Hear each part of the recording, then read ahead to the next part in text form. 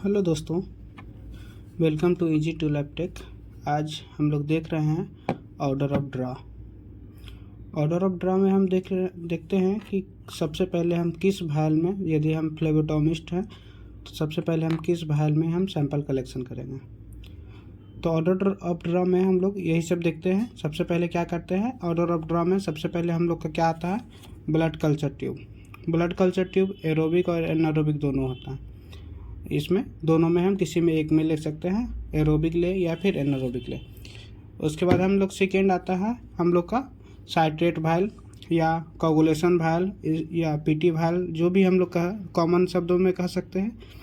Citrate vial जिसका composition क्या होता है, सोडियम साइट्रेट 3.2% होता है। और एक साइट्रेट वायल होता है सोडियम साइट्रेट 3.8% होता है, जो ESR के लिए हम लोग करते हैं। ये सोडियम साइट्रेट वायल जो है कोगुलेशन स्टडी के लिए हम लोग करते हैं। इसमें क्या होता है, पीटी जैसे कोगुलेशन डिसऑर्डर रहता है उसके लिए हम लोग पीटी वायल में लेते हैं। इसका सबसे इम्पोर्टेंट चीज़ है, इसका जो रेशियो होता है 1:9 के रेशियो में 1 part anticoagulant and 9 part blood हम लोग लेते हैं, जिसमें इसमें मार्क किया हुआ रहता है ऑलरेडी। इसीलिए ये बहुत ही स्पेशल टेस्ट है, जिसमें इसीलिए सबसे पहले हम इसमें सैंपल लेते हैं। उसके बाद हम लोग यूज़ करते हैं प्लेन वायल। क्लॉट एक्टिवेटर एक होता है, क्लॉट एक्टिवेटर।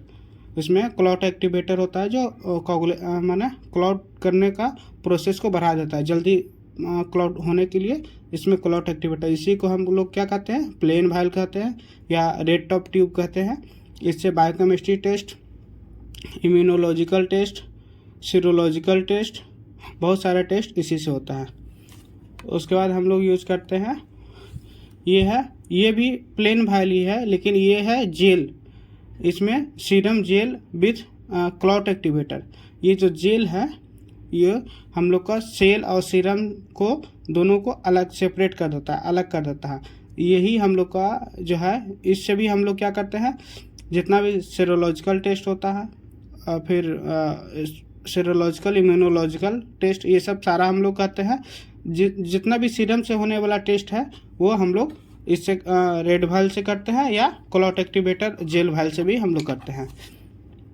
उसके बाद हम लोग का आता है हेपाइरिन वायल।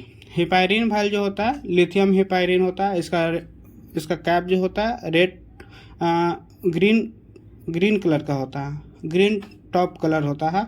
इसका यूज़ हम लोग करते हैं TB गोल्ड के लिए करते हैं, और ABG के लिए भी हम लोग करते हैं। ABG के लिए हम लोग बेसिकली सिरिंज को ही हेपाइरिन से बास करके उसका आर्टियल सैंपल लेते हैं, उसी से हम लोग ABG करते हैं।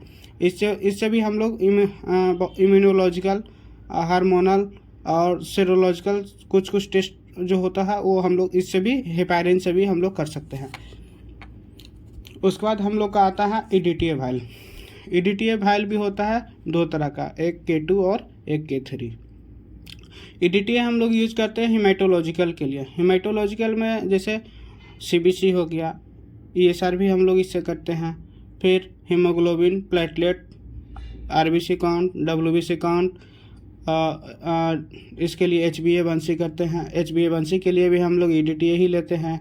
ब्लड ग्रुप के लिए हम लोग EDTA लेते हैं, और बहुत सारा टेस्ट है जिससे हम रेड क्रॉस मैचिंग के लिए भी हम लोग EDTA में ही सैंपल लेते हैं। ये EDTA का फुल फॉर्म होता है ethylene diamine tetra acetic acid.